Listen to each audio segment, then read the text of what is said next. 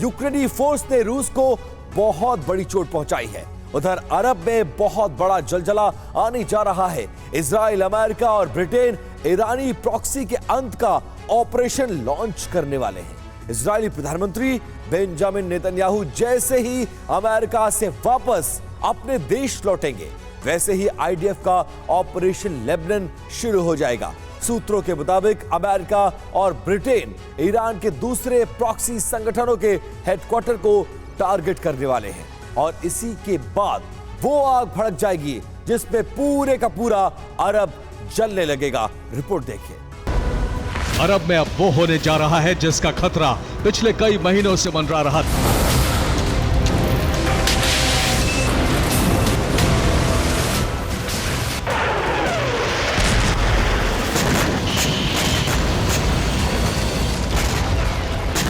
अरब में ऐसा जलजला आने जा रहा है जिसको रोक पाना असंभव होगा।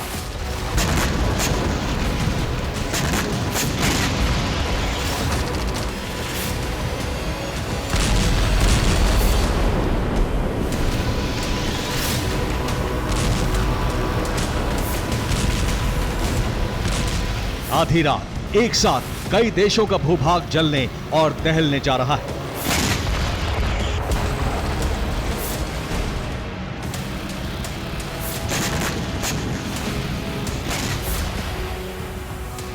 यकीन करना मुश्किल है पर सच यही है। कुछ ही घंटों बाद गाजा युद्ध का पूरे अरब में विस्तार होने जा रहा है। इजराइल, अमेरिका और ब्रिटेन एक साथ 5 देशों की धरती पर बहुत बड़ा धमाका करने जा रहे हैं। ये वो एयर स्ट्राइक होगी, ये वो विस्फोट होगा जो न सिर्फ अरब विनाश बल्कि परमाणु महायुद्ध की वजह बनेगा।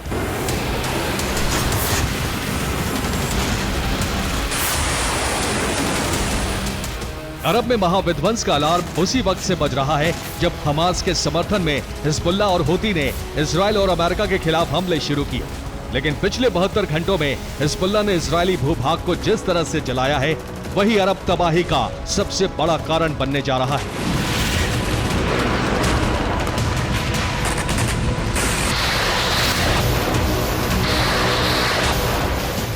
चौबीस घंटे के अंदर ही इजरायली सेना हिजबुल्लाह को अब तक का सबसे बड़ा दंड देने जा रही है।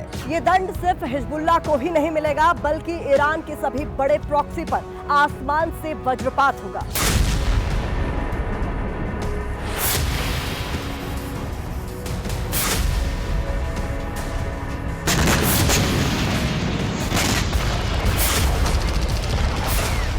ईरानी प्रॉक्सी के सर्वनाश की संपूर्ण पटकथा अमेरिका की राजधानी वॉशिंगटन डीसी में तैयार हुई।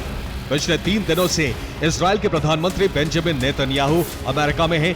इन्हीं 3 दिनों में हिजबुल्लाह, हूती और दूसरे ईरानी प्रॉक्सी ने इजराइल की जमीन को मिसाइलों और रॉकेट से पाट दिया। इन्हीं 3 दिनों में इजरायली शहरों में बहुत बड़ा रक्तपात हो गया।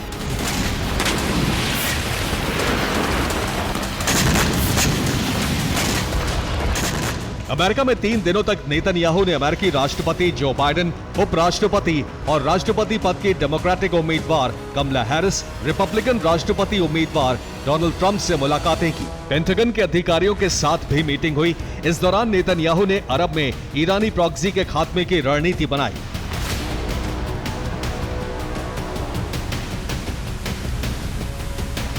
तीन दिनों के अमेरिकी दौरे के बाद बेंजामिन नेतन्याहू इजराइल लौट रहे हैं। ऐसे में आधी रात आईडीएफ हिजबुल्लाह के खिलाफ सबसे बड़ा और सबसे विध्वंसक अभियान शुरू कर सकती है और इसी के बाद शुरू हो जाएगा the great war of Lebanon.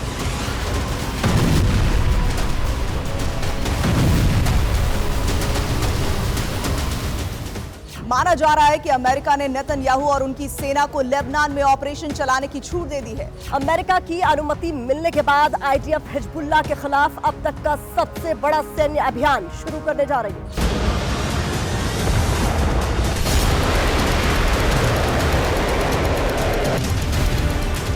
Netanyahu ने अमेरिका से हिजबुल्लाह और हूती समेत सभी बड़े ईरानी प्रॉक्सी के खिलाफ ऑपरेशन ऑल आउट चलाने की इजाजत मांगी थी, लेकिन अमेरिका ने इजराइल को पूरी छूट देने के बजाय सिर्फ हिजबुल्लाह के खिलाफ सैन्य कार्रवाई करने की अनुमति दी।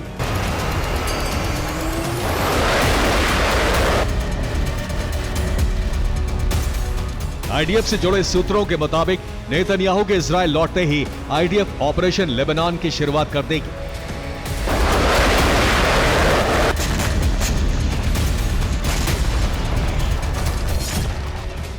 सुपर पावर अमेरिका ने नेतन्याहू से कहा है कि इजराइल सिर्फ हिजबुल्लाह के खिलाफ अभियान चलाए और बाकी सभी ईरानी प्रॉक्सी के खिलाफ अमेरिका और उसके सहयोगी देश एक्शन लेंगे।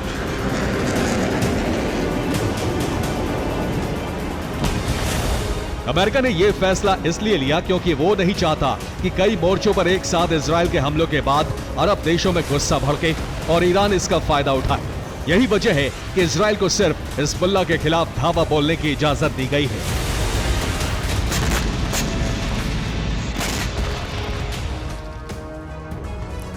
तो क्या ईरानी प्रॉक्सी को खत्म करने का जो प्लान बनाया गया है उसके तहत लेबनान में मौजूद हिजबुल्लाह पर इजरायली सेना विध्वंसक प्रहार करेगी? यमन में हूती के खिलाफ ऑपरेशन अमेरिका और इजराइल चलाएंगे। सीरिया के इस्लामिक रेजिडेंट्स के ठिकाने पर भी अमेरिका ही बमबारी करेगा। इराक के कताइब हिजबुल्लाह को मिटाने का काम अब अमेरिका ही खुद करेगा। जॉर्डन में भी इस्लामिक रेजिडेंट्स के ठिकाने हैं, उस पर भी अमेरिका के हमले करने की तैयारी कर ली गई है। इसके अलावा भूमध्य सागर में हूती समेत कई ईरानी प्रॉक्सी का इलाज अब ब्रिटेन करेगा।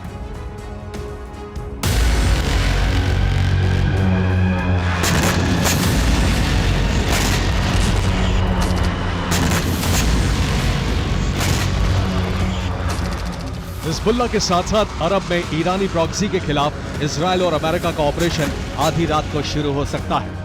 ऐसा इसलिए क्योंकि 28 जुलाई को ईरान के नए राष्ट्रपति मसूद पेज़ेश्कियान की ताजपोशी। उनकी ताजपोशी के बाद ईरानी प्रॉक्सी इजराइल पर एकजुट होकर हमला कर सकती है।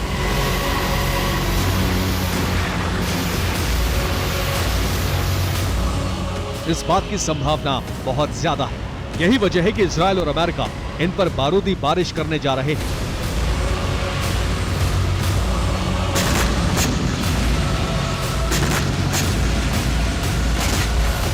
इजराइल की टारगेट पर हिजबुल्लाह की वो टॉप लीडरशिप है जो इजरायली सेना को लगातार जख्म दे रही है।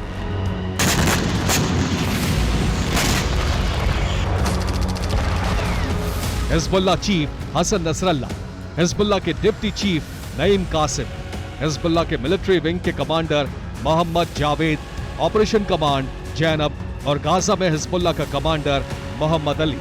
हिजबुल्लाह के ये वो 5 बड़े नेता हैं इजराइल जिनका खात्मा करना चाहता है। इसी लक्ष्य को पूरा करने के लिए लेबनान में बहुत बड़े सैन्य अभियान की शुरुआत होने जा रही है।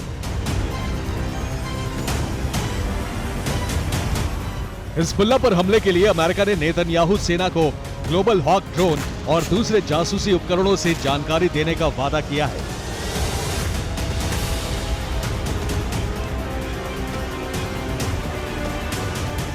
अमेरिका के ग्लोबल हॉक ड्रोन लेबनान के आसपास नजर भी आने लगे हैं।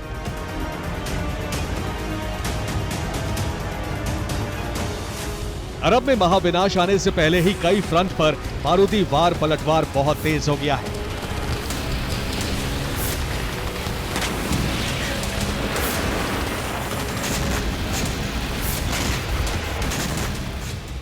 लेबनान में हिजबुल्लाह के लड़ाकों ने इजराइल के फाइटर जेट पर मिसाइलें दागी। हिजबुल्लाह का दावा है कि हमले में फाइटर जेट तबाह हो गया, जबकि इजराइल ने कहा है कि उसका लड़ाकू विमान बच गया। हिजबुल्लाह ने इजराइल के मिस्गेब इलाके में मिसाइलों से धावा बोला। इजराइल को भारी नुकसान हुआ है। जवाब में आईडीएफ ने लेबनान में ऑपरेशन चलाया। इजराइल ने आयता अल शाब में हिजबुल्लाह के ठिकाने को तबाह कर दिया। लेबनान के शुबा में हिजबुल्लाह के अंडरग्राउंड अड्डे को तहस नहस कर दिया गया। लेबनान के होला इलाके में हिजबुल्लाह की मिसाइल लॉन्च साइट को बर्बाद कर दिया गया। इजरायली एयरफोर्स ने लेबनान के खिलाफ ऑपरेशन चलाया तो अमेरिका और ब्रिटेन ने हूती और दूसरे ईरानी प्रॉक्सी के खिलाफ एक्शन लिया।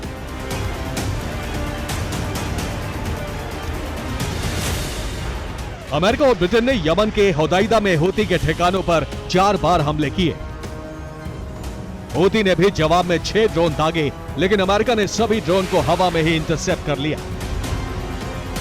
अमेरिका ने सीरिया में भी ईरानी प्रॉक्सी के ठिकानों पर जबरदस्त बमबारी की। अमेरिका ने सीरिया में खशम और मरत इलाके में ईरानी प्रॉक्सी के अड्डों पर हमले किए। अमेरिका के हमले से भड़के ईरानी प्रॉक्सी ने पूर्वी सीरिया में अमेरिकी बेस को दहला दिया। ये जंग तो सिर्फ ट्रेलर है। अगले कुछ घंटे में ऐसा जलजला आने वाला है जिसमें पूरा अरब जल सकता है। Bureau report, TV9 Bharatvarsh.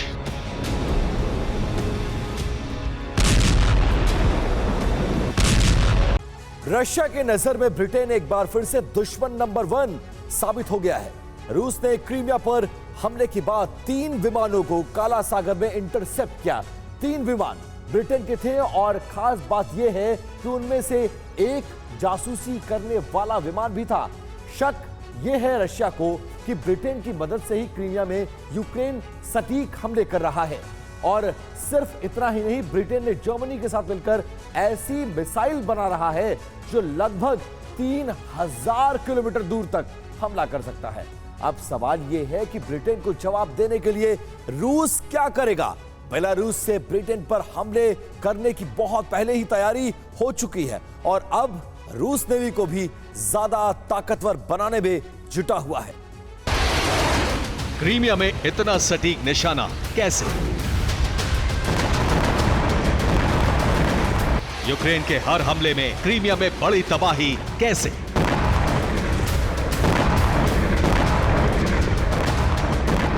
रूस को इतना बड़ा नुकसान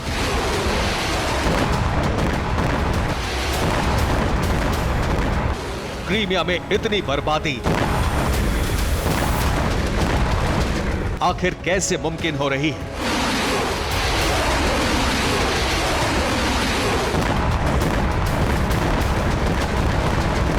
यूक्रेन जैसे छोटे और कमजोर देश को क्रीमिया की हर जानकारी कैसे मिल रही है?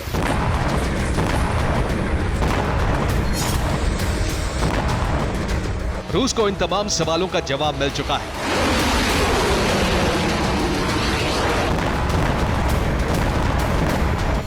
रिपोर्ट्स के मुताबिक यूक्रेन को क्रीमिया की सीक्रेट जानकारी ब्रिटेन से मिल रही है। ब्रिटिश सर्विलांस विमान हर जानकारी जुटा रहे हैं। क्रीमिया के साथ रूसी शहरों की जानकारी भी दे रहा है ब्रिटेन।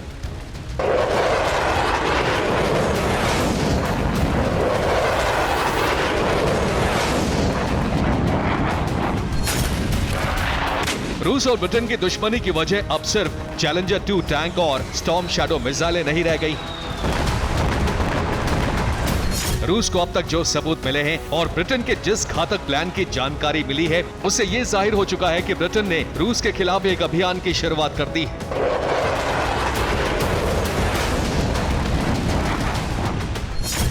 जिसका अंजाम दोनों देशों के बीच भयंकर युद्ध हो सकता है।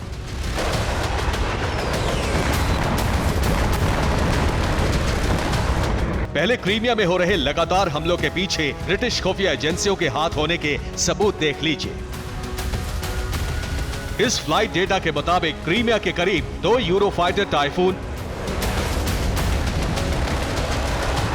और एक रेडार प्लेन ने उड़ान भरी।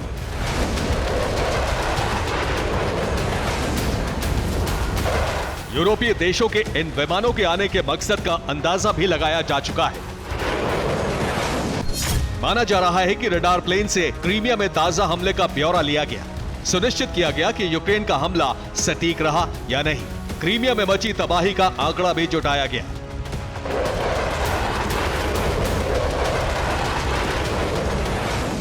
रिपोर्ट के मुताबिक रूस के रडार ने ब्लैक सी के ऊपर 3 विमानों के आने की जानकारी दी।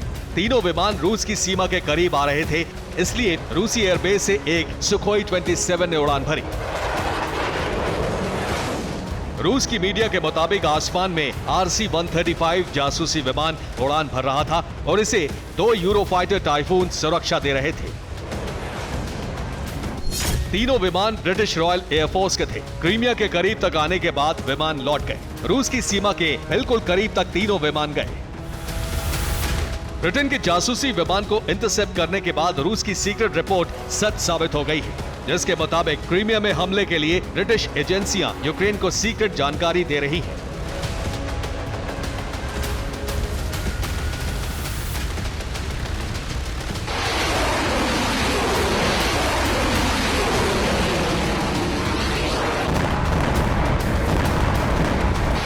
सिर्फ इतना ही नहीं, ब्रिटेन अब एक ऐसी मिसाइल बनाने जा रहा है जो रूस के अधिकांश शहरों को निशाना बना सकती है।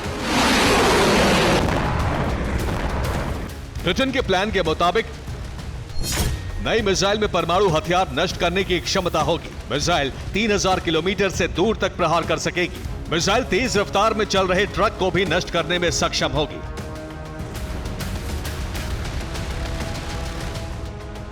ब्रिटिश मिसाइलों का प्रोडक्शन जल्द शुरू होने वाला है। ब्रिटिश की पूरी योजना खासतौर से रूस को ध्यान में रखकर तैयार हुई है।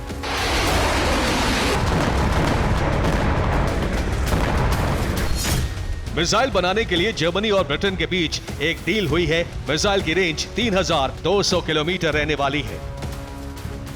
ब्रिटेन की नई मिसाइलों की तैनाती जर्मनी में की जाएगी। अमेरिका ने 2026 तक यूरोप के कई देशों में अपनी मिसाइलें तैनात करने का लक्ष्य रखा है। माना जा रहा है कि ब्रिटिश मिसाइल भी कई देशों में तैनात होंगी। यूक्रेन युद्ध के बाद यूरोपीय देशों को टारगेट करने के लिए बेलारूस में रूस ने कई मिलिट्री ठिकाने बना लिए हैं। बेलारूस में रूस के परमाणु हथियारों की भी तैनाती है।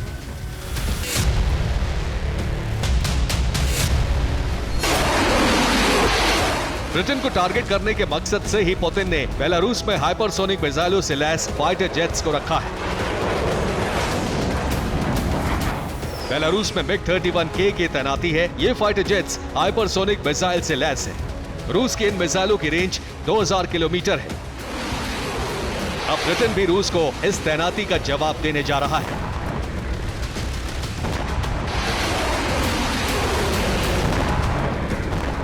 लेकिन रूस की तैयारी इससे भी आगे जाने वाली है।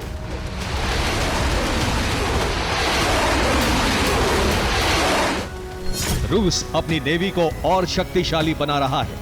2024 में रूसी नेवी को 50 नए युद्धपोत मिलेंगे। रूसी नेवी के लिए कई फ्रिगेट भी तैयार हो चुके हैं।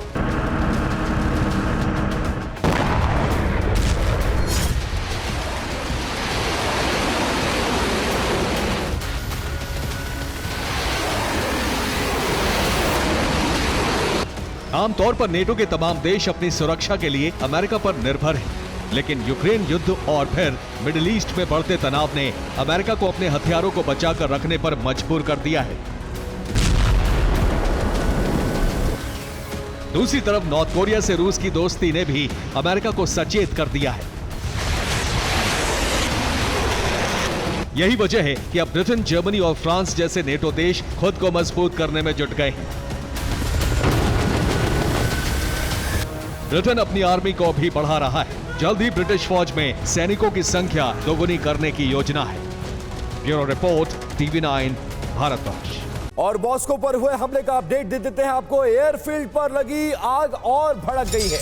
एयरफील्ड में मौजूद ऑयल डिपो में धमाका हुआ है। रूस ने सेना को आग बुझाने के काम में लगा दिया है। आग में कई फाइटर जेट्स भी जल गए और ये तस्वीरें आपके सामने। रूस की हथियार फैक्ट्री पर यह बड़ा टारगेट किया गया था और इसमें कई फाइटर जेट्स भी जलकर राख हो गए।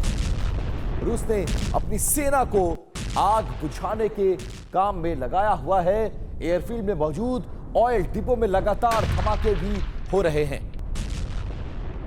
इस बीच रशिया में रहस्यमयी हमले लगातार बढ़ते जा रहे हैं। पिछले 24 घंटों में 5 से ज्यादा शहरों में कई जगहों पर आग लग गई, जबकि रूस के एक बड़े डैम का हिस्सा विस्फोट से टूट गया, जिसके बाद कई इलाके डूब गए हैं।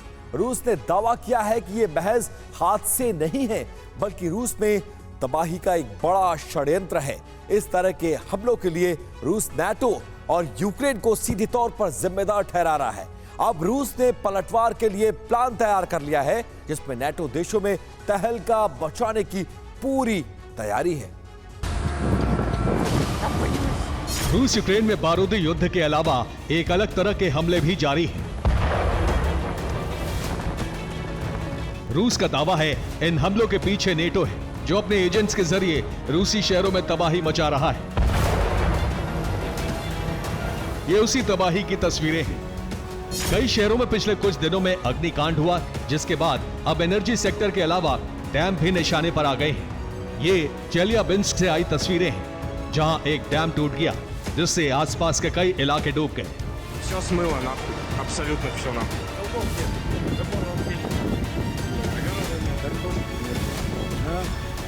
चेलियाबिंस्क के प्रशासन का दावा है कि करीब 200 लोग बह गए और 4 गांव पूरी तरह डूब चुके हैं। डैम के टूटने से कायलिम रिजर्वायर का पानी तेजी से रिहायशी इलाकों की तरफ बढ़ने लगा।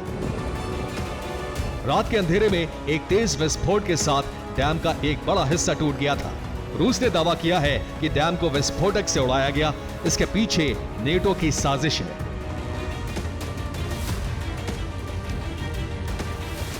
डैम टूटने के अलावा मॉस्को के वेयरहाउस में भी आग लग गई, जो रमानेस्कोय में पड़ता है। वेयरहाउस में तेल और ल्यूब्रिकेंट्स रखा हुआ था, जिससे आग तेजी से फैलने लगी। बताया जा रहा है कि आग पास में एक मिनी बस में विस्फोट से लगी थी। रहस्यमयी आग का सिलसिला वोल्गोग्राद भी जा पहुंचा, जहां एक रीजनल बैंक में आग लग गई। बैंक की पूरी इमारत जल गई, जबकि आग पास के वेयरहाउस तक जा पहुंची। गनीमत यह रही कि इसमें किसी की जान नहीं गई, लेकिन बैंक की पूरी इमारत तबाह हो गई।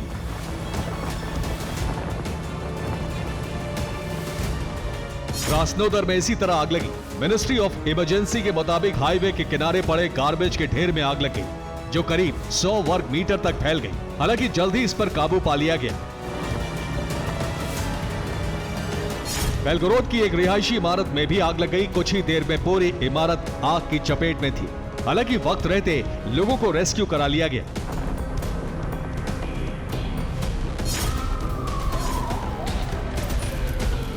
क्रेमलिन के मुताबिक पिछले कुछ दिनों में इस तरह की घटनाएं तेजी से बढ़ी हैं, जिसमें आगजनी के अलावा डैम विस्फोट और एनर्जी सेक्टर पर हमले शामिल हैं। रूस का दावा है इसके पीछे नेटो और यूक्रेन है। अब रूस ने एक लिस्ट बनाई है, जिसमें टारगेटेड लोगों के नाम लिखे हैं जो रूस में प्रॉक्सी हमलों के लिए जिम्मेदार हैं, जिसमें यूक्रेन के मिलिट्री चीफ किरिलो बोदानोव का नाम सबसे ऊपर है।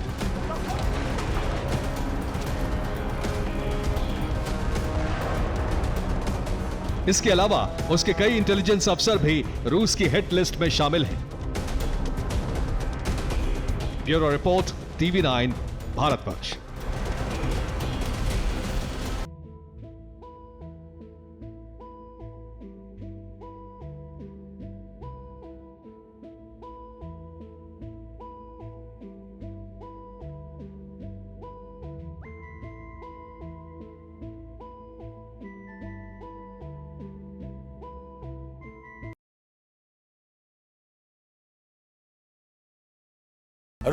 रूस के इशारे पर ईरान हिजबुल्लाह की मदद कर रहा है और अमेरिका इजराइल के मोर्चे पर उलझ चुका है।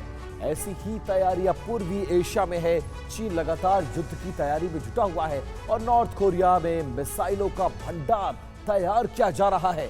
सैटेलाइट तस्वीरों से खुलासा हुआ है कि नॉर्थ कोरिया में तेजी के साथ मिसाइलों का प्रोडक्शन चल रहा है।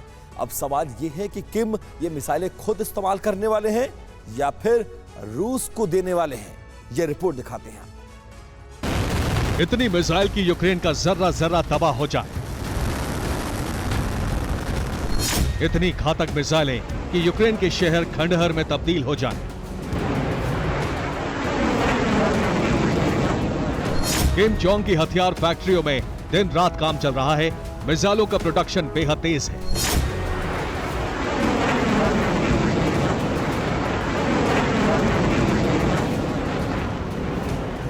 नॉर्थ कोरिया की सैटेलाइट इमेज से खुलासा हुआ है कि पुतिन से दोस्ती के बाद अचानक किम जोंग के सभी कारखाने बेहद आधुनिक हो चुके हैं। फैक्ट्रियों की मरम्मत की गई है और दिन रात यहां काम चल रहा है। अमेरिका को आशंका है कि रूस से मिसाइलों की भारी डिमांड की गई है। नॉर्थ कोरिया रूस के लिए मिसाइलें बना रहा है। शक यह भी है कि नॉर्थ कोरिया खुद युद्ध की तैयारी कर रहा है। नॉर्थ कोरिया जंग के लिए मिसाइलें बना रहा है।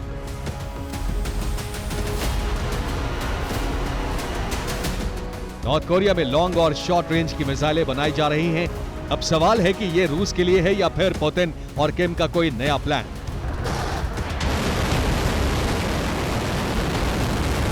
पेंटागन मिसाइलों के प्रोडक्शन की वजह जानने में जुटा है। अमेरिका को अंदाजा है कि पुतिन, जिनपिंग और किम भविष्य के किसी बड़ी साजिश को अंजाम देने की तैयारी में जुटे हैं, क्योंकि सिर्फ नॉर्थ कोरिया ही नहीं, चीन भी लगातार युद्ध की तैयारी कर रहा है।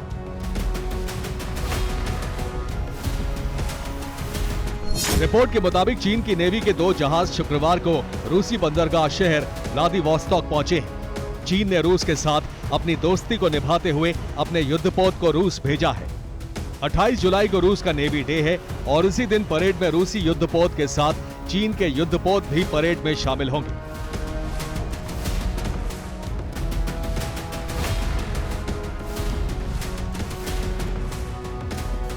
इससे पहले रूस के सहयोगी देश बेलारूस में भी चीन ने अपने सैनिकों को भेजा था। युद्धाभ्यास के बहाने चीन ने हथियारों को बेलारूस में ट्रांसफर किया था। चीन में सैनिकों को दूसरे देशों में शिफ्ट करने का अभ्यास भी जारी है। सेना के ट्रक और हथियारों के साथ हजारों सैनिकों को दूसरे देशों में तैनात करने का अभ्यास किया जा रहा है। अमेरिका को संदेह है कि रूस और चीन ने अमेरिका के खिलाफ कोई बड़ी प्लानिंग की है। अंदाजा है कि किम जोंग साउथ कोरिया पर हमला कर सकता है। रूस और चीन नॉर्थ कोरिया को बैकअप देने की तैयारी कर रहे हैं। रूस के अलावा इस वक्त चीन और नॉर्थ कोरिया दोनों की सेना वॉर की तैयारी कर रही है। लेकिन सबसे अहम यह भी है कि चीन परमाणु युद्ध की तैयारी भी कर रहा है। चीन ने न्यूक्लियर फोर्स को अपग्रेड करना शुरू किया है। पेंटागन के मुताबिक चीन के पास 500 परमाणु वॉरहेड है। 2030 तक चीन के पास दोगुने परमाणु हथियार होंगे।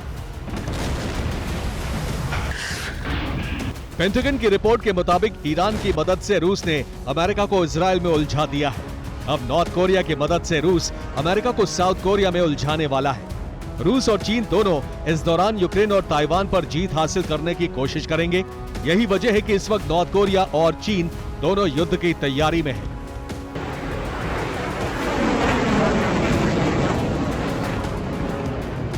Bureau report, TV9 Bharat. रूस के 3 एयरफील्ड पर हमले से जुड़ा ये बड़ा अपडेट है। रूस के 3 लड़ाकू विमानों को इस हमले में नुकसान पहुंचा है। 2 एयर डिफेंस सिस्टम के तबाह होने की भी रिपोर्ट की गई है। हमले के बाद 2 एयरफील्ड में भीषण आग लग गई है। आग को बुझाने में जुटे हैं रूस के fire fighters.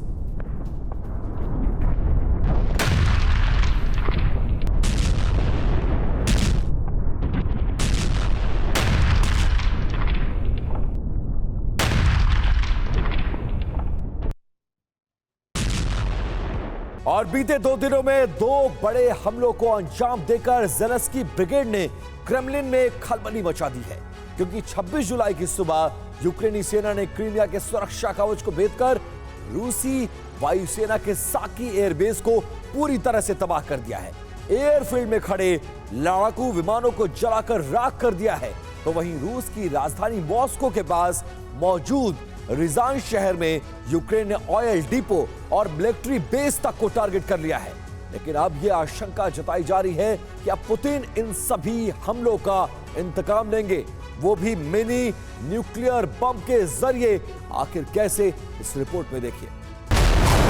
Attack MS tactical मिसाइलों से क्रीमिया में कहर।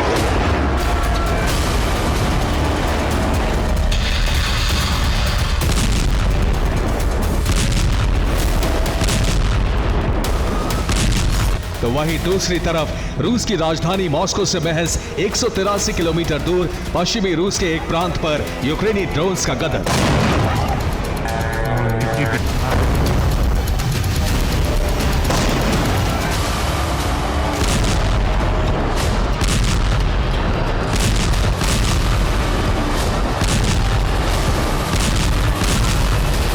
बीते 48 घंटों में यूक्रेन ने रूसी धरती पर 2 बड़े हमलों को अंजाम दिया, वो भी जबरदस्त आसमानी प्रहार के जरिए।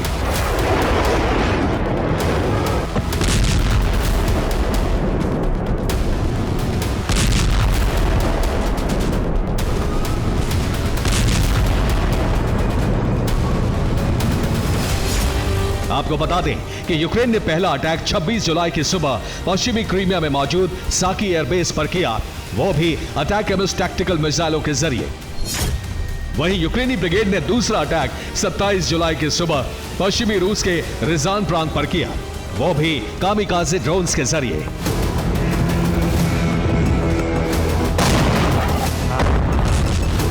बीते 48 घंटों में 2 बड़े हमलों के साथ ही यूक्रेन ने क्रेमलिन में खलबली मचा दी।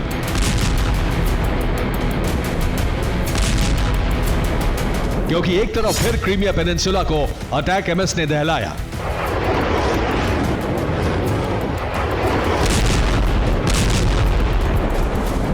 यूक्रेनी सेना ने सीधे पुतिन को चुनौती दी, तो वहीं रूसी राजधानी से कुछ ही किलोमीटर दूर बेहद ही विध्वंसक अंदाज में यूक्रेनी ब्रिगेड ने ड्रोन के जरिए पश्चिमी रूस के एक प्रांत को बारूद से पाट दिया।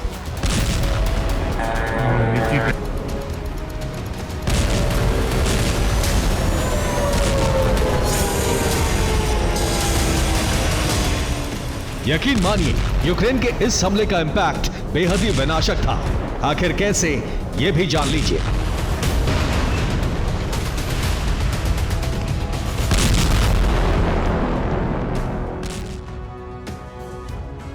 और रशियन समय के अनुसार 26 जुलाई के सुबह 6 बजे पश्चिमी रूस के रिजान प्रांत में यूक्रेन ने ताबड़तोड़ हमलों को अंजाम दिया और आसमानी प्रहार किया। मीडिया रिपोर्ट्स की माने तो यूक्रेनी बॉर्डर से करीब 450 किलोमीटर दूर पश्चिमी रूस के रिजान प्रांत पर यूक्रेनी ब्रिगेड ने 1 दर्जन से ज्यादा आत्मघाती ड्रोन से हमला बोला। आपको बता दें कि रूस का रिजान प्रांत राजधानी मॉस्को के दक्षिण पूर्व में महज 183 किलोमीटर की दूरी पर बसा हुआ शहर है। सबसे पहले यूक्रेन के कामिकाज़ी ड्रोन्स ने रिजान में मौजूद ऑयल रिफाइनरी पर हमला किया, जिसके चलते ऑयल डिपो में जोरदार धमाके के साथ आग की लपटें उठने लगी। इतना ही नहीं, यूक्रेनी ड्रोन्स ने रिजान प्रांत में मौजूद रूसी सेना के दियागिलेव मिलिट्री एयरफील्ड पर भी धावा बोला। इस हमले में मिलिट्री एयरफील्ड को भी काफी नुकसान हुआ। हालांकि यूक्रेन के इन ड्रोन हमलों को लेकर रूसी डिफेंस ने दावा किया है कि उसने अपने एयर डिफेंस सिस्टम के जरिए यूक्रेन के 7 ड्रोन्स को आसमान में ही मार गिराया।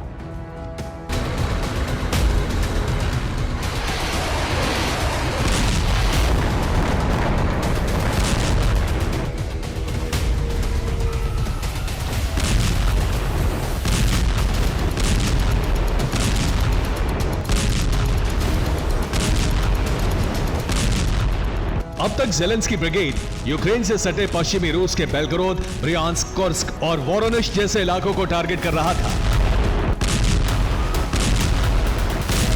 इसके अलावा यूक्रेनी ड्रोन सी ऑफ अजोव से सटे क्रास्नोदर और रोस्टोव में भी तबाही मचा रहे थे। मगर पहली बार यूक्रेन ने रिजान प्रांत पर ड्रोन स्ट्राइक की। सिलसिलेवार अंदाज में ड्रोन्स दागे।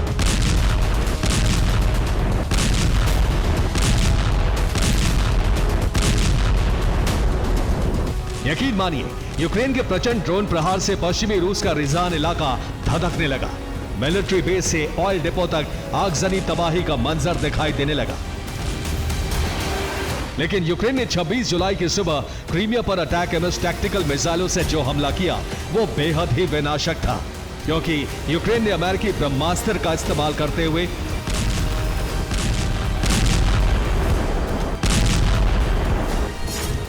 पश्चिमी क्रीमिया के साकी एयरबेस को तहस नहस कर दिया। इस हमले में रूसी वायुसेना के 16 लड़ाकू विमान तबाह हो गए। इसके अलावा यूक्रेन ने 3 डिफेंस सिस्टम को भी ध्वस्त कर दिया। रूसी वायुसेना का रडार और हथियार डिपो भी नेस्तनाबूद हो गए।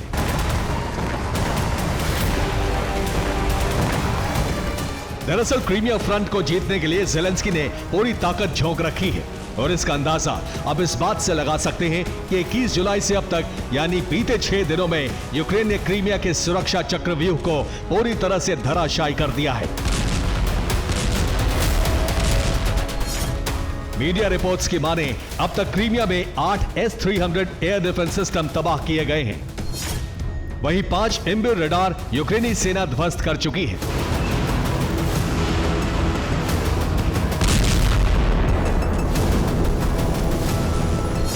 जानते हैं, क्रीमिया में रूसी डिफेंस को तहस नहस करने वाला हथियार कोई और नहीं बल्कि made in America Brahmastra attack MS tactical missile है।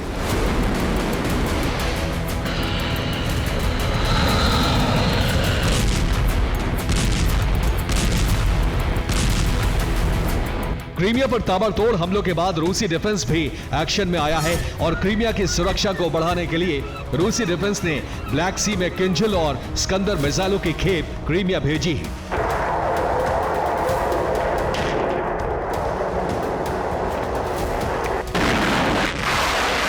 इतना ही नहीं, क्रीमिया पर अटैक एमएस के हमलों को रोकने के लिए रूस ने S-400 डिफेंस सिस्टम को भी तैनात किया है। वहीं क्रीमिया के साथ साथ कर्च ब्रिज की भी सुरक्षा को मजबूत किया गया है। दावा तो यहां तक किया जा रहा है कि क्रीमिया फ्रंट पर यूक्रेन के हमलों पर लगाम लगाने के लिए रूसी नौसेना ने अजोव सागर से जंगी बेड़ों को भी क्रीमिया पोर्ट के आसपास तैनात किया है, ताकि जब यूक्रेन क्रीमिया पर अटैक करे तो उसका जवाब यूक्रेनी पोर्ट सिटी पर हमले से दिया जाए।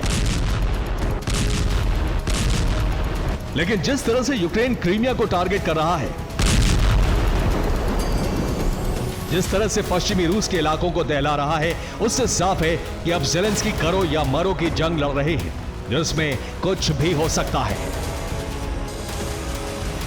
Bureau report, TV9 Bharatvarsh. और रूस में 3 महीनों के अंदर यह सबसे बड़ा हमला बताया जा रहा है जो इस वक्त यूक्रेन ने किया है। यूक्रेन ने रूस के 6 शहरों में ड्रोन से हमला किया है। मॉस्को और समारा में भी यूक्रेन का हमला देखने को मिला है। हमले में रूस के 3 अटैक हेलीकॉप्टर्स तबाह हो गए हैं। यूक्रेन ने मॉस्को और समारा में 3 हेलीकॉप्टर्स को भी जला दिया है। रूस ने यूक्रेन की तबाही का एक नया ब्लूप्रिंट बना लिया है, जिसके तहत यूक्रेन पर ताबड़तोड़ हमले किए जा रहे हैं। हमले इतने भीषण हैं कि नाटो को रूस से अपने अफसरों का रेस्क्यू ऑपरेशन करना पड़ा है।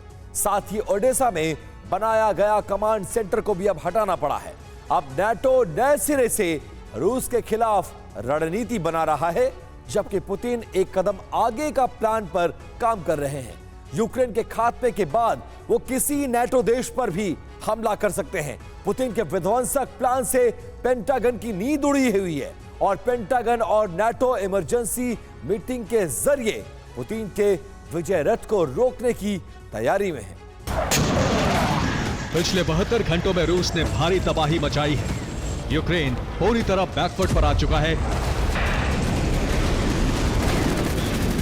अब हालात ऐसे हैं कि नेटो को युद्ध में उतरना ही होगा अगर यूक्रेन को बचाना है।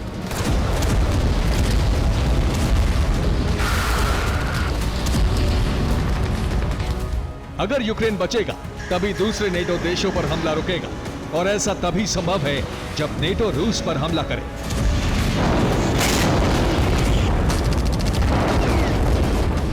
इसके लिए नेटो ने तैयारी भी शुरू कर दी है।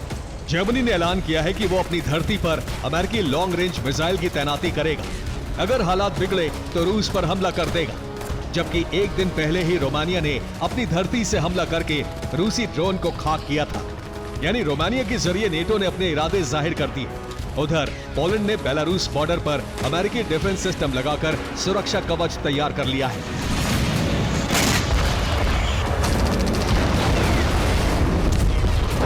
रूस के ताबड़तोड़ आक्रमण के बाद कई नेटो देश एक्टिव हो गए हैं, जो रूस पर हमले की तैयारी कर रहे हैं, और ऐसा फरमान पेंटागन से आया है।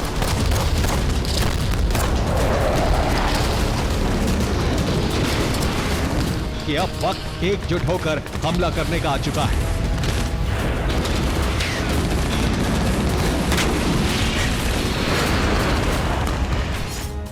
बाल्टिक देश लिथुआनिया, लातविया, एस्टोनिया, नॉर्डिक देश नॉर्वे, फिनलैंड और स्वीडन, इसके अलावा जर्मनी, पोलैंड, डेनमार्क और रोमानिया ने डिफेंस लाइन मजबूत कर ली है।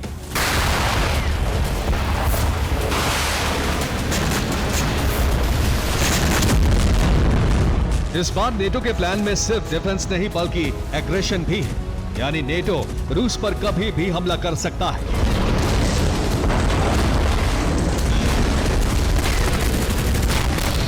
क्रेमलिन में हुई वॉर मीटिंग में फैसला हुआ है कि जल्द से जल्द यूक्रेन का खात्मा किया जाए, जिससे रूसी सेना को यूक्रेन से आगे बढ़ाया जाए। एक दिन पहले ही रूस के राष्ट्रपति व्लादिमीर पुतिन ने कहा था युद्ध तो अभी शुरू हुआ है, यानी पुतिन इससे आगे एक बड़ी जंग के लिए तैयार है।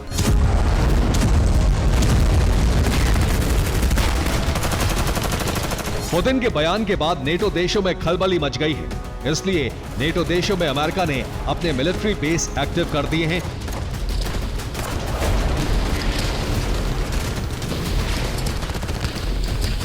साथ ही सुरक्षा के लिए ज्यादा डिफेंस सिस्टम लगाए जा रहे हैं। उधर रूस लगातार बेलारूस फ्रंट को मजबूत कर रहा है, जिससे यूक्रेन और पोलैंड में दहशत फैल गई है।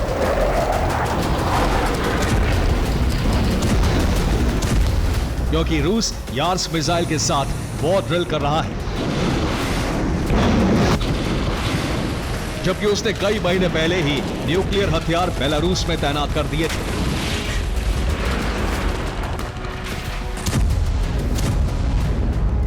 इस वक्त बेलारूस के प्रेसिडेंट अलेक्जेंडर लुकाशेंको रूस के दौरे पर हैं। पुतिन के साथ मिलकर नेटो के खिलाफ रणनीति बनाई जा रही है। अब नेटो इमरजेंसी मीटिंग बुलाकर नए सिरे से रणनीति बनाने जा रहा है, जिससे रूस को पीछे ढकेला जा सके और बेलारूस फ्रंट को तबाह किया जा सके।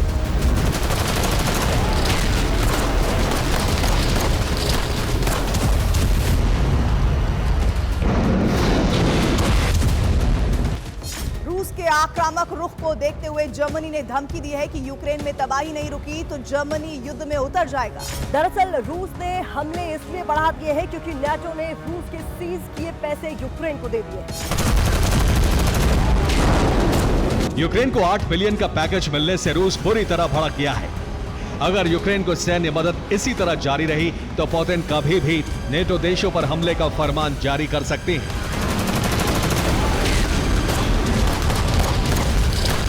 जिसका ट्रेलर अभी यूक्रेन में दिखा है, जब रूस ने नेटो से मिले डिफेंस सिस्टम को खाक में मिला दिया।